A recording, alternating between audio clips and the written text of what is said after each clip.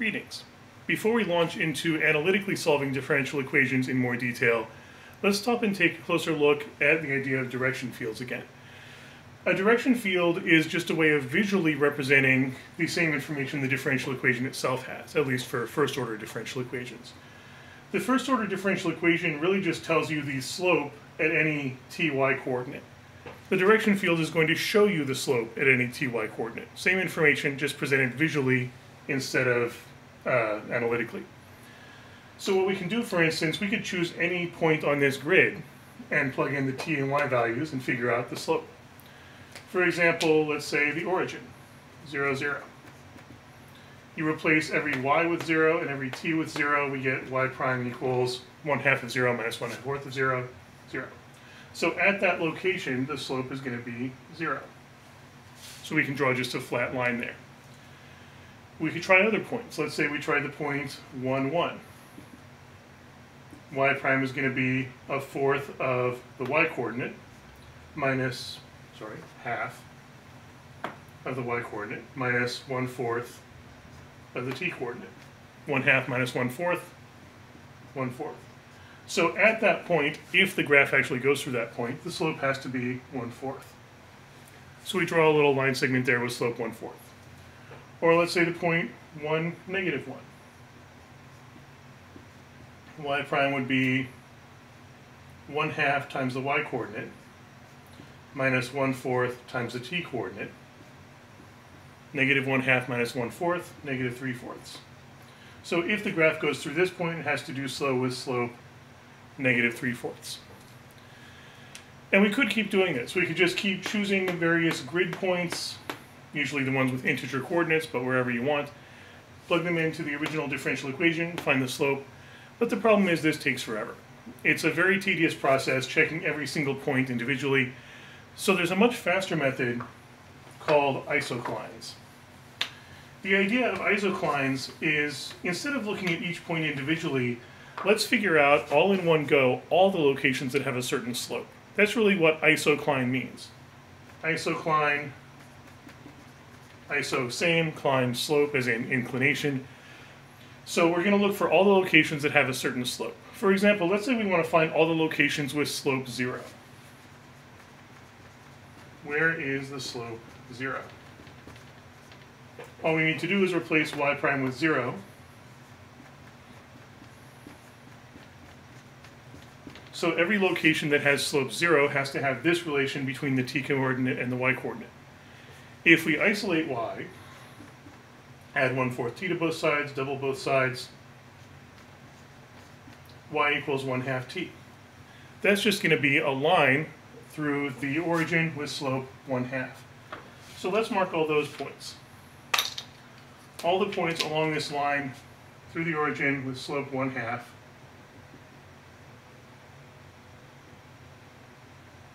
All those points have to have slope 0, if of course the graph actually goes through them. So I'm just going to mark a bunch of line segments with slope 0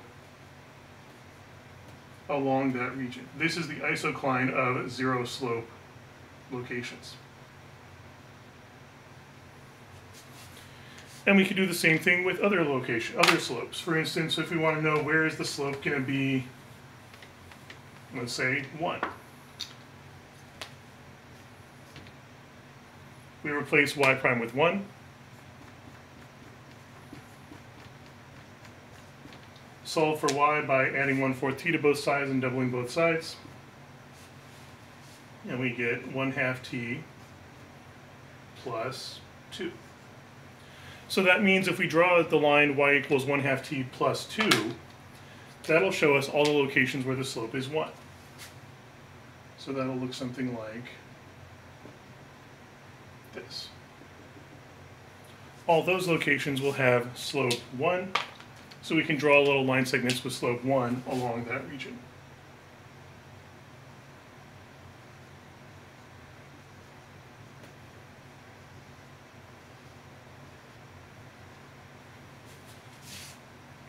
And we could try other slopes. For instance, if we want to know where is the slope -1, solve that, we just get y equals 1/2 t minus 2.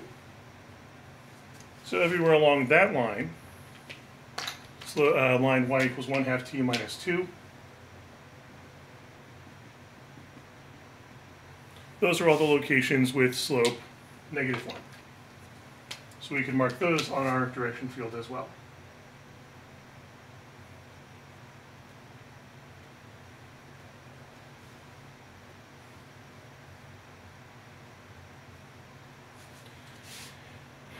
And this is kind of starting to take shape, but even drawing the isoclines one at a time is kind of tedious.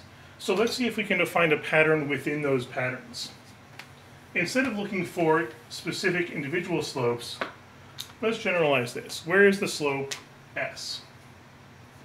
Replace y prime with s, where s is just some arbitrary slope. And we could then solve that for y. Add 1/4 t to both sides, divide or multiply by 2. And we get 1/2 t plus 2s. In other words, all the isoclines here are going to be lines with slope 1/2 and different y-intercepts, different above and below the axes based on the slope we're looking for. So for instance, if we wanted to find, let's say, where is the slope -1/2? All we need to do is replace s with -1/2. We get 1/2 t plus, or rather minus 1. So if we graph that, 1/2 t minus 1, all these locations have to have slope -1/2, just a little bit of a negative slope. Or let's say +1/2. If we want all the locations with slope +1/2, replace s with +1/2, we get y equals 1/2 t plus 1. So that graph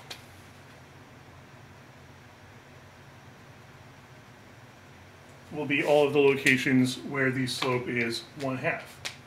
One interesting conundrum here, one interesting result of this though, is that 1/2 is the slope of this line. So these line segments, these directions will be along the isocline that marks them.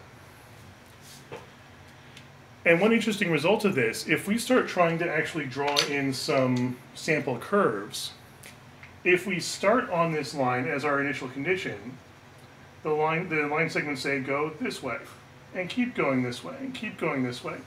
So this line, y equals 1/2 t plus 2, or sorry, plus 1, is one of the solutions.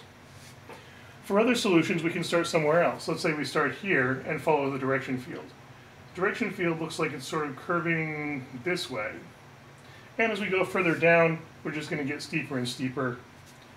Or alternatively, if we're above, we get a slope higher than 1/2, so it's going to curve further upwards. And we could draw in more slopes, more isoclines to get more detail. But I think this gives us a pretty good general idea of what these curves look like. Then we get all these curves, and one of the solutions is this straight line. The straight line, y equals 1/2 t plus 1. That should be a solution to the original differential equation. Which you can check by taking the derivative and substituting it back in. But just from the shape of the direction field, we can get the idea that all the other solutions are going to be curving away from the diagonal line here as a diagonal asymptote that they're diverging from. So that's one piece of information we can get from this direction field, just what the general solutions are going to look like, and the fact that all of them are trending downwards towards -infinity or upwards towards +infinity. There is no equilibrium here, no solution that just stays constant. There is one that at least remains linear, but it still approaches +infinity, and all the rest are going to be curving away from that linear function. Let's try another example. Let's see what happens if we make this a little bit different. So picture what this looks like. This differential equation is this picture. The picture is describing how the differential, the slope, rate of change, relates to the location on the graph. So let's see what's going to be different if we make some modifications here. Let's try one small change to the differential equation itself. Let's just make this t squared instead of t. and see how much that change makes. Instead of trying individual locations, let's just jump straight to finding isoclines. If we want to know, for instance, where is the slope going to be 0?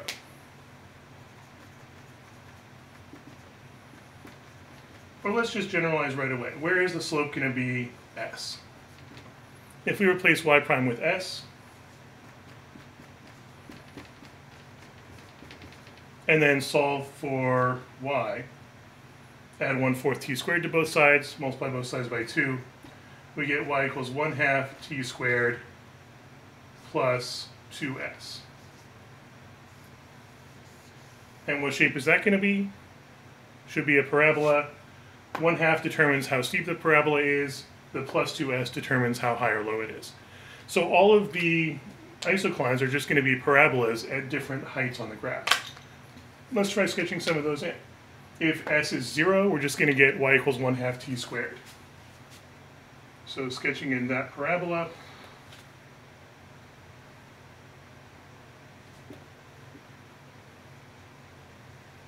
should look something like this. So this parabola is going to have all the locations where the slope is exactly 0. So we can draw in flat markers here, showing all the locations where the slope will be 0. And then we could try another isocline. Maybe we try, let's say, when s is 1, when the slope is 1. The slope is 1, we're going to get the same parabola, but shifted up 2 spaces, because we'd have 1/2 t squared plus 2.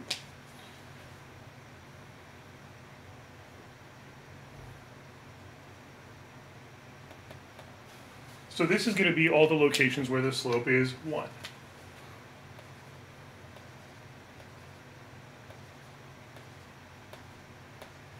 And then higher up it's just going to get steeper. For instance, if we plug in 2 for s, we get y equals 1/2 t squared plus 4. So this point up here is going to be steepness 2.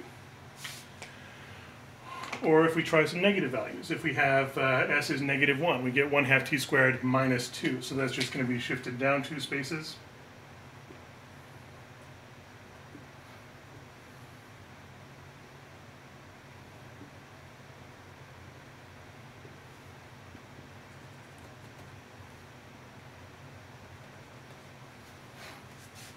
So all the locations on that parabola, all the locations on that parabola are going to have slope -1.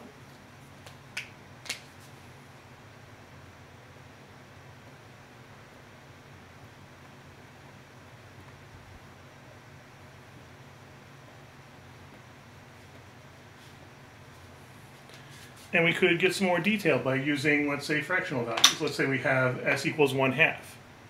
Y equals 1/2 t squared plus 2 times 1/2. That'll be the same parabola, but shifted up only 1. So this isocline, this parabola, is going to have all the locations where the slope is 1/2.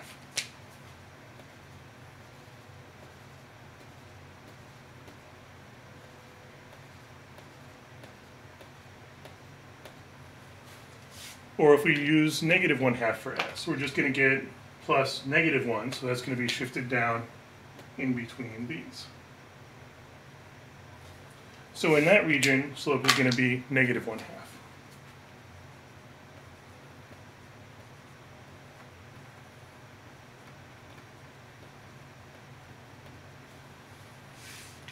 And let's take one more example. Let's say we use -2 for s. If you use -2 for s, we get 1/2 t squared minus 4. So that's going to be way down here. So these locations are going to have slope -2. And this pattern definitely seems to be emerging. We can start seeing where we get certain slopes, certain patterns. And I think at this point we can now start to see a general trend. We can start graphing some of the sample solutions. For instance, down here, if we have an initial condition down here, it looks like that's just going steeper and steeper and steeper downwards. Or here, maybe this one, for instance, seems to be going downwards. A lot of these just seem to be going downwards and downwards and downwards. But if we're way up here, notice these are following sort of an upwards curve. We're going to get, this looks like a sample solution. Or this one. So it looks like we've definitely got two different sorts of trends here. We've got some solutions that approach negative infinity, some solutions that approach positive infinity. Let's see if we can figure out where the boundary is between those. If we sketch in some more sample curves here, sample solutions, these ones look like they're just going to keep going up. But here we hit somewhere, it flattens out, maybe goes up a little bit in this region, because this is positive slope. But not positive enough. It's going to hit this again and has to flatten out, and now it's going back downwards again. So we get some low solutions that just go down, some high solutions that bounce right back up, and some that start to go kind of upwards but then go back down again. And so we get some very interesting transitional values in between. And it can be difficult to see exactly what's going on by drawing it out by hand. It's difficult to get the very fine detail, especially near some sort of boundary here. Graphing it by hand, we could definitely see the general pattern that some solutions start coming down and then bounce back up, some solutions just go down forever, and some go through this kind of curve. But to get more detail, and of course to make things a lot easier, rather than graphing everything by hand, we can use computer utilities or graphing calculators in order to make the graphing much faster. So let's try that out as well with the same graph. So here we have a program called DField. I'll put a link to where you can get this in the description down below. What this does is you just type in a differential equation, as long as it's first order and can be written as y prime equals something. And then any other parameters, how big you want the graph to be, and click graph. So if we just type this in, the same differential equation we were looking at earlier, I'm going to make the graph a little bit bigger so we can see more of it, and graph. So here's the exact same direction field we were just looking at, more accurate, faster graph, and done. I would certainly recommend graphing at least a few of them by hand just to get a feel for how it works.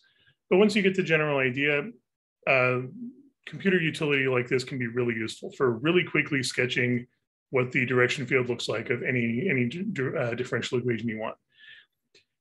And the nice thing about this one is you can just click to set initial values, and it will draw in the sample solution, the integral curve associated with those initial values.